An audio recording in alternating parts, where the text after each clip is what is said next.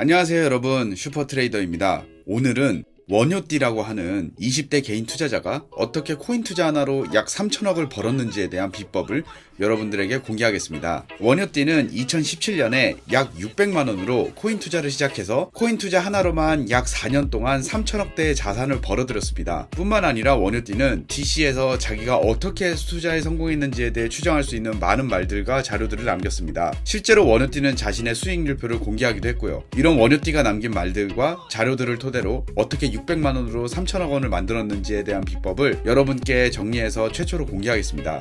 원효띠의 성공 비법을 크게 두 가지로 나뉘어 첫 번째는 원효띠의 트레이딩 비법, 두 번째는 원효띠의 차트 활용 비법, 이렇게 알려드리겠습니다. 원효띠의 트레이딩 비법, 바로 차트 위주로 매매하라입니다.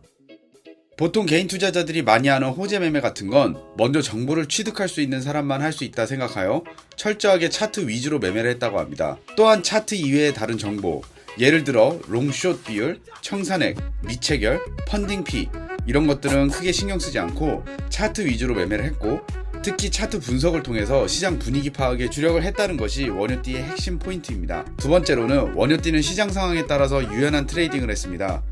예를 들어서 코인 시장에 영향을 미칠 수 있는 갑작스러운 뉴스가 나왔을 때 시장 분위기가 좋다면 어떤 악재가 나와도 영향력이 크지 않고 악재에서로 받아들여지기 때문에 시장 상승 쪽에 대응하고, 반대로 시장 분위기가 안 좋다면 어떤 호재가 뜨더라도 호재에 영향이 없기 때문에 시장 하락 쪽으로 대응해 그때그때의 시장 상황에 맞는 매매를 했습니다. 보통 코인 선물 투자 시에 일반적으로는 기계적인 손절에 대해서 많이 추천합니다. 그러나 원효띠 같은 경우 기계적인 손절매는 하지 않았고, 자신이 사전에 생각했던 시나리오에 어긋나거나 멘탈이 지나치게 흔들리기 시작하면 손절을 했다고 합니다. 단 이러한 방법은 전체 투자 시드의 20에서 30%만 투자한 원효띠의 자금 관리 비법이 있었기 때문에 가능한 방법으로 전체 시드를 대부분 투자하는 투자자들에게는 맞지 않은 방법입니다.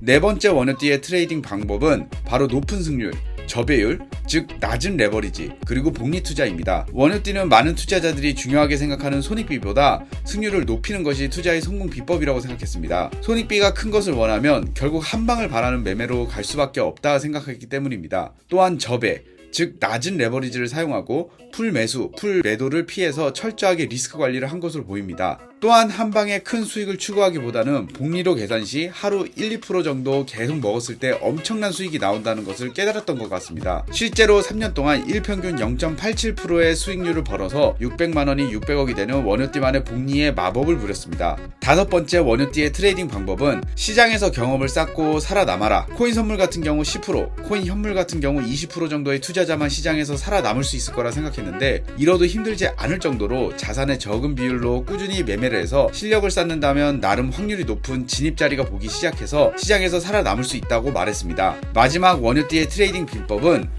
자금 관리 방법입니다. 이 부분은 원효띠가 지속적으로 강조했던 부분이고 가장 중요하게 생각한 부분입니다. 바로 전체 투자 시드 20에서 30%만 투자해라입니다. 시드가 3천만원 이하의 경우에는 시드의 20에서 30% 정도를 10배 레버리지 정도로 투자하고, 투자금이 커질수록 레버리지를 낮출 것을 추천했습니다. 원효띠도 초창기 3천만원 이하 투자 시드일 때 투자금의 25%를 레버리지 25배로 잠깐 쓰다가 위험하다고 판단해서 줄였다고 했고, 가장 크게 청산당한 것이 리플로 시드의 50%를 청산당했다고 합니다. 원효띠는 그 이후에 청산이 3번 연속 터져도 복구할 시드를 남겨놓고 충격이 크더라도 복구하는 데 시간을 두고 천천히 복구를 했다고 합니다. 이를 위해서 원효띠는 분할 매수, 격리 매매를 추천했습니다. 실제로 원효띠가 시드가 적을 때는 10분할 매매로 레버리지 10배 정도로 매매를 했고, 시드가 커지면서 3분할 매매로 레버리지 3배 정도로 매매를 하면서 운용자산이 커질수록 레버리지 배율을 낮추고 격리 매매를 통해서 철저히 리스크 관리를 했다고 합니다. 또한 처음부터 계획한 분할 매매가 아니라 계획하지 않은 물타기는 조심스럽게 확신이 있을 때만 하고, 초보는 절대 물타기 하지 말라는 조언까지 했습니다. 다음으로 원효띠의 차트 비법에 대해 알아보겠습니다. 원효띠 차트 비법의 첫 번째, 바로 차트를 끊임없이 봐라입니다. 원효띠는 매일매일 수시간 이상을 차트를 연습해서 1만 시간 이상을 차트를 봤다고 하는데요. 특히 단순히 차트를 보기만 한 것이 아니라 끊임없는 실전 매매와 철저한 리스크 관리로 시장 참여를 하면서 차트의 고수가 되었습니다. 원효띠는 책에 나오는 차트 패턴이나 추세선 등의 기본적인 개념을 중요하게 생각하지 않습니다. 왜냐하면 왜냐하면 공통적인 패턴을 적용할 상황을 찾기 어렵고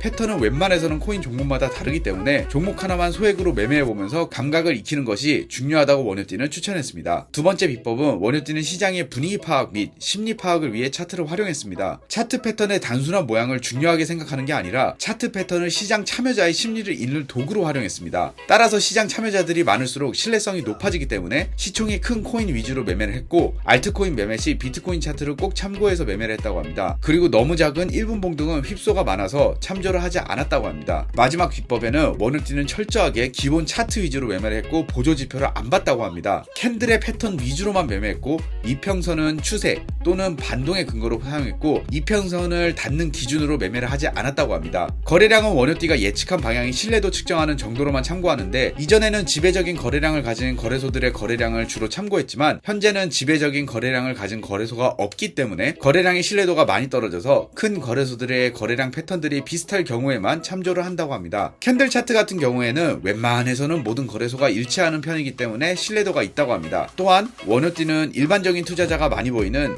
MACD, RSI, 볼린저 밴드 등의 보조지표는 쓰레기 지표라고 할 정도로 중요하게 생각하지 않았습니다. 당연히 하모닉 패턴이나 엘리엇 파동 같은 이론은 복잡한 계산을 하지 않고 차트 작도조차 하지 않는다고 한 것 같습니다. 원효띠가 트레이딩할 때 모니터를 한 대 사용했다 할 정도로 철저하게 기본적인 차트 위주로 매매를 한 것 같습니다. 네, 지금까지 슈퍼트레이더였습니다. 구독 및 좋아요 눌러주신 분들은 원효띠처럼 슈퍼트레이더가 되겠죠? 감사합니다.